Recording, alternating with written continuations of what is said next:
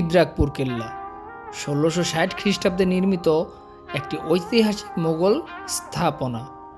আগে এখানে ফ্রিতে প্রবেশ করা গেলেও বর্তমানে এটার জন্য টিকিট কাটা লাগে। আর টিকিটের মূল্য হচ্ছে অ্যাডাল্ট ২০ টাকা আর বাচ্চাদের জন্য ১০ টাকা করে। টিকিট করার কারণে বখাটেরা এখন এখানে আড্ডা দিতে পারে না, যার ফলে পরিবেশ পরিষ্কার ও পরিচ্ছন্ন থাকে সব সময়। লোকমুখে ইদ্রাকপুর কেল্লার প্রচুর গল্প রয়েছে, কিন্তু মূল গল্প হচ্ছে বাংলার সুবাদার মীর জুমলা জলদস্যু ও মগদের হাত থেকে ঢাকা ও নারায়ণগঞ্জ রক্ষা করার জন্য ইছামতি নদীর তীরে এটি নির্মাণ করেছেন। বর্তমানে যা মুন্সিগঞ্জ জেলা সদরে অবস্থিত। ৭২ মিটার আয়তনের আয়তাকার দুর্গ এটি। লোকমতে এটির ভিতরে একটি ৩২ মিটারের গোপন কক্ষ ছিল, যেটি মূলত অস্ত্রাগার হিসেবে ব্যবহার হতো। লোকমুখে আরেকটি প্রচলিত গল্প হচ্ছে, আমরা যেটি দেখতে পাচ্ছি সামনে, এটি একটি ছাদ ছিল, কিন্তু ভূমিধসের কারণে এই ভবনটি মাটির নিচে ডেবে যায়, যার ফলে শুধু উপরের অংশটুকুই রয়েছে আর বাকিটুকু মাটির গভীরে। যার ফলে যখন এটা খনন করা হয়, বিভিন্ন সময় বিভিন্ন নিদর্শন এর গভীর থেকে উদ্ধার করা হয়।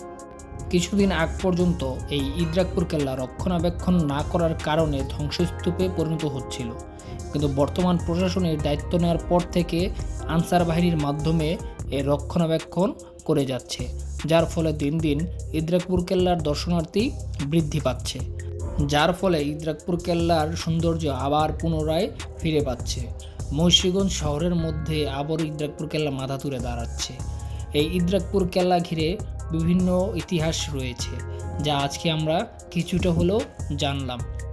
এই ইদ্রাকপুর কেল্লার আরেকটি রহস্যময় বিষয় হচ্ছে, এর ভেতরে নাকি একটি সুড়ঙ্গ আছে। মূলত এই সুড়ঙ্গ নিয়েই অনেক জল্পনা কল্পনা।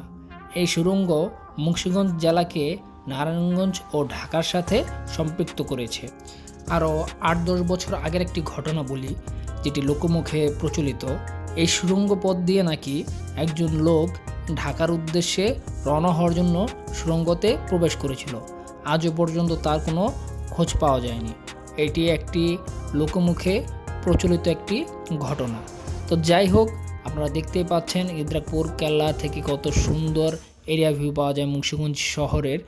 আর এর পাশেই রয়েছে মুন্সিগঞ্জ ডিসি পার্ক ও শেখ মুজিব পার্ক।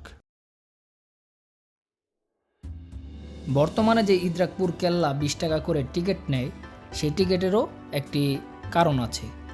ইদ্রাকপুর কেল্লার ভেতরে বর্তমানে একটি জাদুঘর রয়েছে। প্রাচীনকালে যেটি জেলখানা হিসেবে পরিচিত ছিল, সেই জেলখানাকে বর্তমানে জাদুঘরে রূপান্তর করা হয়েছে। ইদ্রাকপুর কেল্লার ভিতরে বা মাটির গভীর থেকে যে প্রত্নতাত্ত্বিক নিদর্শনগুলো উদ্ধার করা হয়েছিল, সেগুলো দিয়েই জাদুঘরটি সাজানো হয়েছে।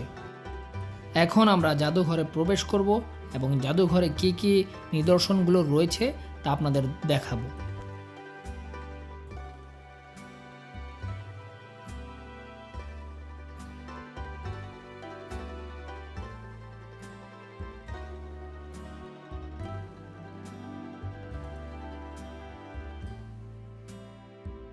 কয়েক বছর আগে ইদ্রাকপুর কেল্লার ছাদ থেকে এই মাটির কলসগুলো খনন করে উদ্ধার করা হয়েছিল।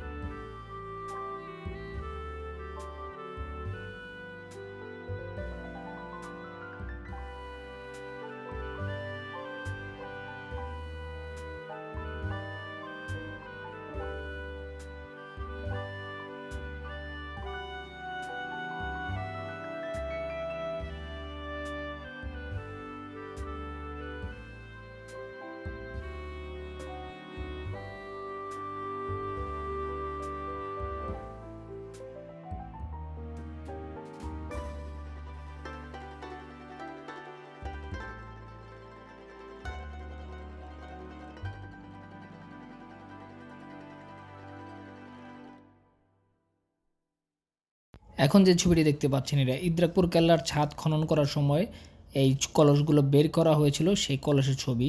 আর এখানে হচ্ছে সেই কলসগুলো, দেখতেই পাচ্ছেন কি সুন্দর সারি সারি আকারে সাজানো আছে।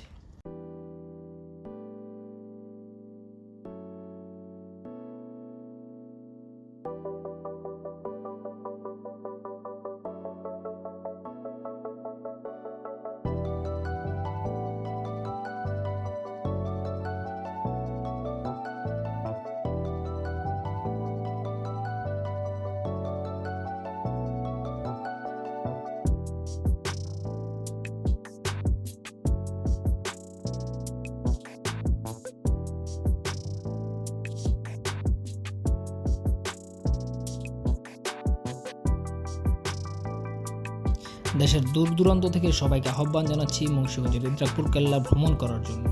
ভিডিওটি ভালো লাগলে লাইক, কমেন্ট এবং শেয়ার করে পাশে থাকবেন এবং সাবস্ক্রাইব করতে ভুলবেন না। ধন্যবাদ সবাইকে।